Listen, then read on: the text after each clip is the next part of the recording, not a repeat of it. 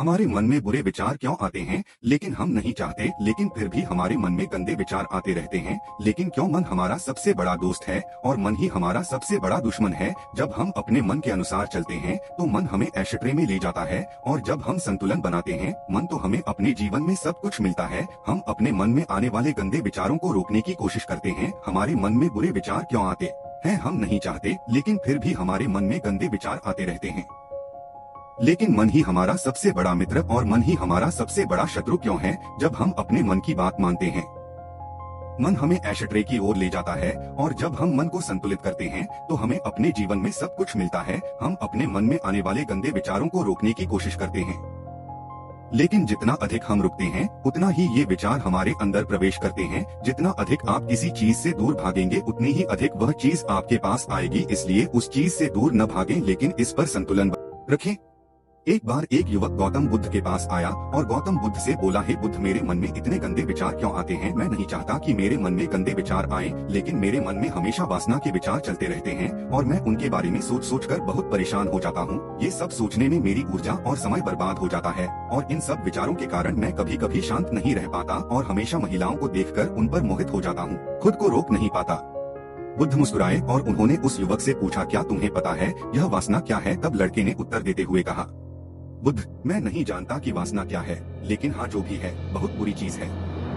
तब बुद्ध ने उस युवक से कहा, सबसे पहले तुम्हें यह समझना होगा कि जो कुछ भी हमारे अंदर प्राकृतिक रूप से है वह बुरा नहीं है, उसकी हमारे जीवन में किसी न किसी रूप में जरूरत है। वासना कोई बुरी चीज नहीं है, वह हमारे मन की एक भावना है जो हमें किसी न किसी चीज की कमी महसूस होती है, और फिर हम उस चीज को पाने के लिए उस चीज की ओर आकर्षित हो जाते हैं। जैसे अगर आपके पास पैसे की कमी है तो आपके मन में पैसे पाने की इच्छा होती है, वासना की इच्छा होती है। इसका मतलब यह नहीं है कि वासना बुरी है, लेकिन है हमारे मन की एक प्रकार की आवश्यकता की अनुभूति, और जब यह आवश्यकता शारीरिक हो तो हम इसे काम वासना कहते हैं। युवक ने गौतम बुद्ध से कहा, बुद्ध, मैं वासना का अर्थ समझ गया हूँ, लेकिन आप मुझे बताएं कि यह कहाँ से आती है और कैसे आती है। गौतम बुद्ध ने कहा था कि वासना कहीं से नहीं आती, वह हमारे अंदर ही होती है, तभी मानव जाति का विस्तार होगा। युवक ने कहा कि जब यह हमारे अंदर है और जरूरी भी है तो लोग इसे गलत क्यों कहते हैं।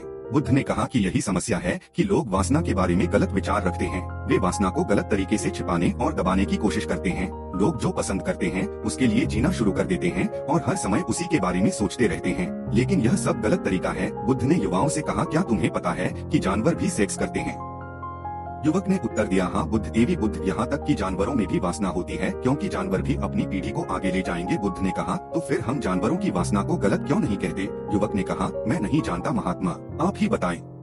गौतम बुद्ध ने कहा था कि जानवर अपनी वासना का उपयोग आनंद के लिए नहीं करते हैं, वे अपनी वासना का उपयोग केवल संतान प्राप्ति के लिए करते हैं। प्रकृति ने जानवरों को इतनी समझ नहीं दी है कि वे वासना को अपनी खुशी का आधार बना सकें, जबकि मनुष्य प्रकृति में पाई जाने वाली हर चीज का उपयोग अपनी खुशी के लिए करता है। समझने का आधार हम इंसानों ने काम और वासना को अपनी खुशी का साधन बना लिया है, जबकि प्रकृति ने हमें अपने वंश को आगे बढ़ाने के लिए दिया है, लेकिन इंसानों ने इसे अपने जीवन का अंतिम लक्ष्य बना लिया है। और वासना को बेलगाम होने देना गलत है। हम क्यों हावी हो जाते हैं, यह बेलगाम हो गया है।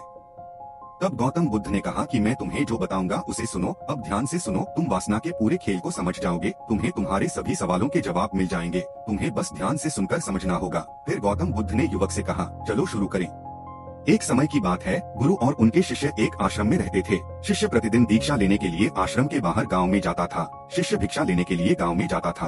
उस रास्ते में एक नदी पड़ती थी जिससे होकर वह रोज भिक्षा लेने जाता था। एक दिन उसने एक लड़के को पेड़ के पीछे छिपते हुए देखा। वह लड़के के पास गया और पूछा, भाई तुम इस पेड़ के पीछे छिपकर क्या देख रहे हो। लड़के ने कहा, अरे देख नहीं रही, मैं क्या देख रहा हूँ। जब उसने नदी की तरफ देखा तो वहाँ कुछ लड़कियाँ पानी भर रही थी। लड़कियां 14-15 साल की होंगी। तभी शिष्य ने लड़के से कहा, अरे भाई, लड़कियां वहाँ पानी भर रही हैं, इसमें छुपने की क्या बात है। इसमें फिर लड़का शिष्य की ओर देखता है और उससे कहता है, अरे मूर्ख, क्या तुम देख नहीं रहे कि मैं क्या कर रहा हूँ। वे परियां नदी से पानी कैसे खींच रही हैं। जरा उसके भावों को देखो, उसके कोमल लड़के को देखो, उसकी पतली कमर कैसे लचकती है। बर्तन उठाते समय और उसके बाल उसकी कमर पर ऐसे लहरा रहे थे मानो सुंदरता बिखरी हुई हो। शिष्य फिर से नदी की ओर देखता है और इस बार वह देखता ही रह जाता है। अब तक उसे कुछ भी दिखाई नहीं दे रहा था और वह बिल्कुल निडर था। उसे किसी भी चीज का डर नहीं था, लेकिन अब वह छिपने लगा और उन लड़कियों को ऐसे देखने लगा जैसे उसने कोई अपराध किया हो। और जब वह छिपकर उन लड़कियों को देख रहा था तो वह अंदर से कांपने लगा और उसने कहा कि यह मैं ही हूँ जो मैं कर रहा हूँ।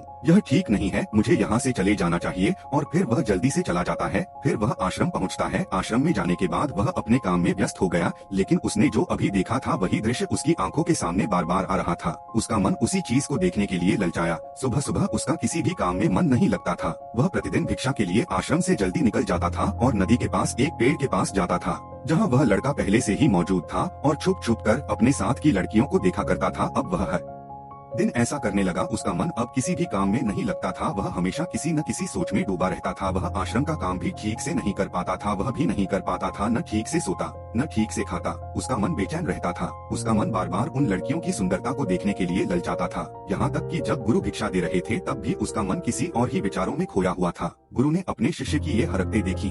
फिर एक दिन गुरु ने शिष्य को अपने पास बुलाया और कहा कि आज से मैं भी तुम्हारे साथ भिक्षा मांगने जाऊंगा। तुम और मैं एक साथ भिक्षा मांगने जाएंगे। तभी शिष्य ने गुरु को मना कर दिया और बोला, नहीं गुरुदेव, आप क्यों परेशान हो रहे हैं, मैं ही ठीक से भिक्षा मांग सकता हूँ। गुरु ने शिष्य से कहा, ठीक है तुम जाओ। इसके बाद शिष्य भीख मांगने के लिए अकेला निकल गया। शिष्य के जाने के बाद गुरु भी आश्रम से बाहर चला गया और शिष्य का पीछा करने लगा, यह देखने के लिए कि वह कहाँ जाता है और क्या मिलता है। यह सब देखने के लिए उसका पीछा करने लगा। कुछ दूर जाने के बाद गुरु ने देखा कि उनका शिष्य एक लड़के के साथ पेड़ के पीछे अपराधी की तरह छिपा हुआ था और छिपकर कुछ देख रहा था। गुरु भी अपने शिष्य के पीछे खड़े थे, यह देखने के लिए कि उनका शिष्य क्या देख रहा है जिसके लिए वह अपराधियों की तरह पेड़ के पीछे छिपा हुआ है। गुरु ने देखा कि उनका शिष्य क्या कर रहा है, पेड़ के पीछे छिपी लड़कियों को नदी से पानी लेते देख गुरु ने कहा, शिष्य क्या तुम भी लड़कियों से भीख मांगोगे। गुरु की आवाज सुनकर शिष्य का मन घबरा गया और उसे पसीना आने लगा। वह ऐसे कांप रहा था जैसे उसने चोर को रंगे हाथ पकड़ते समय उसकी हालत खराब हो गई। वह कुछ बोल नहीं पा रहा था। शिष्य के साथ जो लड़का था वह भाग गया, जिससे शिष्य और भी घबरा गया। उसके मुंह से केवल कुछ टूटे फूटे शब्द निकल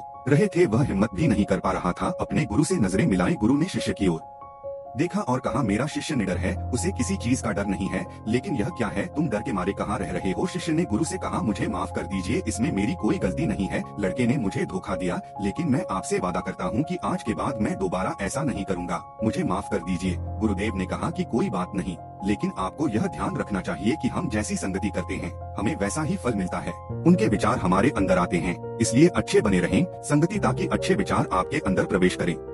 फिर गुरु और शिष्य आश्रम लौट आए और फिर से आश्रम के काम पर ध्यान केंद्रित करना शुरू कर दिया। उन्होंने उस रास्ते को छोड़ दिया और दूसरे रास्ते से जाना शुरू कर दिया जो वह करते थे। वह काम सावधानी से करता था, लेकिन धीरे धीरे उसके अंदर गुस्सा पैदा हो गया और फिर वह अन्य शिष्यों पर गुस्सा करने लगा और बेचैन हो गया। अब वह सही समय पर खाना भी नहीं खाता था, वह बहुत कम खाना खाता था। एक रात गुरु शिष्य के पास आए और उसे बताया कि आपने मुझसे वादा किया था कि आप अपने मन को नियंत्रण में रखेंगे। आपने अब तक कितनी बार अपना वादा तोड़ा है। यह सुनकर शिष्य अपने गुरु के चरणों में गिर गया और रोने लगा। रोते हुए उसने गुरु से कहा कि गुरुदेव, मैंने अपना वादा तोड़ा है। कई बार मैं वादा करता हूँ, लेकिन हर बार मैं अपना वादा तोड़ देता हूँ। यह मेरे नियंत्रण में नहीं है। मैं अपने दिमाग से सभी बुरे विचारों को बाहर निकालने की बहुत कोशिश करता हूँ, लेकिन मैं चाहकर भी ऐसा नहीं कर पाता। गुरु ने शिष्य से कहा, मेरे साथ आओ। गुरु शिष्य को आश्रम के बगीचे में ले गए और शिष्य से कहा, देखो यहाँ कुछ नालियाँ हैं जिनसे होकर नदी का पानी इन पौधों में आ रहा है और यह पानी लगातार बह रहा है। क्या तुम कर सकते हो इस पानी के बहाव को रोक दो। शिष्यों ने कहा, हाँ गुरुदेव, मैं इस बहाव को रोक सकता हूँ। तब शिष्य ने मिट्टी उठाई और किनारे पर रख दी। वह नाली, वह पानी कुछ देर के लिए रुका और फिर थोड़ी देर बाद उस रेत के ऊपर से पानी आने लगा। गुरु ने शिष्य से कहा, यह क्या है। यह पानी बिल्कुल भी नहीं रुका। उसने फिर से कुछ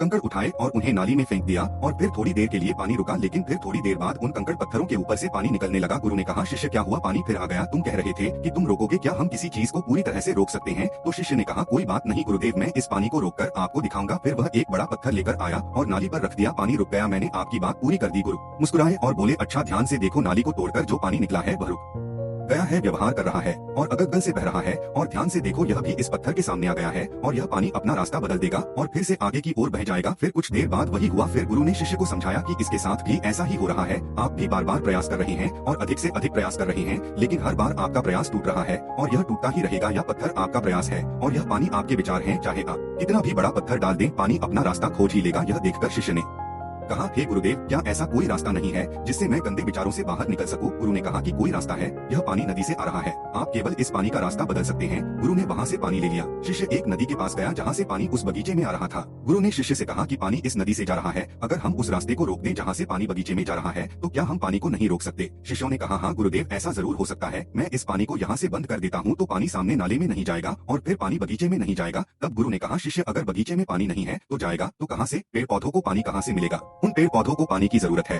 तब शिष्य ने सोचा और कहा, यह बात मेरे दिमाग में कभी नहीं आई, इसके लिए बगीचे में पानी जाना भी जरूरी है। गुरु ने कहा, और उनमें से कुछ पेड़ पौधे ऐसे भी हैं जिन्हें रोजाना पानी की जरूरत होती है, वे सूख जाएंगे और मर जाएंगे, हमें पानी खोलना होगा। गुरु की बात सुनकर शिष्य ने पानी के लिए रास्ता खोल दिया। तब गुरु ने पूछा कि अगर हम सब डाइवर्ट कर दें तो क्या होगा?